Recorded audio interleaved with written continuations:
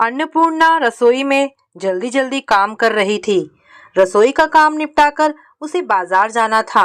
Ration और रोज की जरूरी चीजों की खरीदारी करनी थी, पर जल्दबाजी में भी उसके चेहरे पर एक सुकून था, क्योंकि आज उसे ऐसा लग रहा था जैसे उसने कोई बड़ी जंग जीत ली हो। चलिए जानते हैं शुरू से। 5 दिन हो चुके घर का सामान खत्म हुए। कब से राजेश से कह रही थी कि मुझे पैसे दे दो ताकि मैं घर का सामान ले आऊं, या फिर आप ले आइए, पर वो है कि आज और कल पर ही बात को टाले जा रहे थे। राजेश कभी भी अन्नपूर्णा के हाथ में पैसे नहीं देता था। वो या तो खुद सामान लेकर आता था या फिर ऑनलाइन सामान मंगवाता था। सामान भी सिर्फ इतना ही लाता था कि जो 1 महीने से ज्यादा चले ही ना। यहाँ तक कि अन्नपूर्णा को ऑनलाइन शॉपिंग करने की भी इजाजत नहीं थी। कारण सासू माँ को हमेशा यही लगता था कि बहू शॉपिंग के नाम पर बेवजह खर्चा कर देगी, तो इस फिजूल खर्ची को रोकने के लिए अपनी बहू को ही कंट्रोल में कर लो तो ज्यादा बेहतर है। वह घर में रहती है, उसे भला पैसों की क्या जरूरत होगी।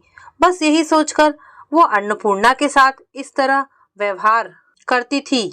यहाँ तक कि राजेश को भी कह रखा था कि खर्चे दो तो मेरे हाथ में, अन्नपूर्णा को देने की जरूरत नहीं। बहू को जरूरत होगी तो मुझसे ले लेगी, पर कभी समय ना मिलने के कारण या और किसी कारण से घर के सामान लाने में देर हो ही जाती थी। सासू माँ कभी भी सामान लेने खुद बाहर नहीं जाती। हमेशा यही कहती कि हमारे समय में हमने यह सब कर लिया, अब हमारे आराम के दिन हैं। अक्सर मेहमानों और रिश्तेदारों के सामने शर्मिंदा अन्नपूर्णा को होना पड़ता। राजेश खुद तो ऑफिस में होता था और सासू माँ हर चीज से अपना पल्ला झाड़ लेती थी, पर इस चीज का सामना अन्नपूर्णा को ही करना पड़ता था। इस कारण से अक्सर अन्नपूर्णा को शर्मिंदा होना पड़ता था। अभी 2 महीने पहले की ही बात है। घर पर अचानक से मेहमान आ गए। सासू माँ ने खाना बनाने को कह दिया, बिना यह देखे कि रसोई में सामान है या नहीं। फिर भी उसने जो सामान घर में मौजूद था उसी से रसोई तैयार करके खाना परोस दिया, जिसे देखकर सासू माँ का पारा चढ़ गया। मेहमानों के सामने ही बोली, बहू कुछ ढंग का तो बनाती, यह क्या रोटी सब्जी बनाकर दी है, यह तो अपने घर में ही हर कोई खा लेता है। अब इतने लोगों के सामने अन्नपूर्णा क्या जवाब दे कि रसोई में सामान खत्म हो चुका है, घी तेल भी बचा कुचा इस्तेमाल किया है, रसोई के डिब्बे तक खाली पड़े हैं। पर सासू माँ का तो निरंतर बोलना जारी रहा। किसी भी रिश्तेदार या मेहमान के सामने बोलने से सासू माँ को बिल्कुल भी गुरेज नहीं था। अगर राजेश कुछ बोलता तो रोना धोना मचा देती कि मैं तो अकेली हूँ, तेरे पिता होते तब भी तू ऐसे ही बोलता क्या। उसके आगे राजेश भी कुछ नहीं बोल पाता। सबके सामने उन्होंने अन्नपूर्णा की ऐसी इमेज बना दी थी कि बहू को तो किसी का घर में आना पसंद ही नहीं है। वह तो निरी कामचोर है, उससे 1 पैसा खर्च नहीं होता, इसलिए मेहमानों की आवभगत भी ढंग से नहीं करती। अब कल की ही बात ले लो। अचानक से बुआ जी और उनकी बहू का आना हो गया। सबके सामने अन्नपूर्णा की वैसे भी इमेज खराब थी। इस कारण बुआ जी अपने साथ नाश्ते में गर्मा गर्म कचौरी समोसे लेकर आई थी, जिसे देखते ही सासू माँ ने टोका, अरे जीजी आप नाश्ता क्यों लेकर आए हैं, वो तो घर पर ही बना लेते या मंगा लेते। कोई बात नहीं भाभी, हम आ रहे थे तो रास्ते में गर्मा गर्म बनते हुए दिख गए, तो सोचा कि यहाँ के लिए भी लेते हुए चले, साथ बैठकर ही खाएंगे। इतने में राजेश भी घर आ गया तो सबने मिलकर कचौरियाँ खाई। बुआ जी के जाते समय सासू माँ ने अपने पास से चुपके से पैसे निकाल कर दिए। जीजी आपका बहुत खर्चा हो गया, ये पैसे तो आपको ही लेने पड़ेंगे। अरे रहने दे, तेरी बहू को अच्छा नहीं लगेगा, बुआ जी ने धीरे से कहा। मामी जी आप अपनी बहू से इतना डरती क्यों हैं? अचानक बुआ जी की बहू ने कहा। अब क्या करूं, बहू की गृहस्थी जो ठहरी, जो इसका मन करेगा वही करेगी, बड़ों की तो सुनना नहीं है। मेरी गृहस्थी में तो लोगों को पकवान बनाकर खिलाती थी मैं, क्यों जीजी? ये बात कमरे के बाहर आती हुई अन्नपूर्णा के कानों में पहुंच गई, जिसे सुनते ही अन्नपूर्णा के तन बदन में आग सी लग गई।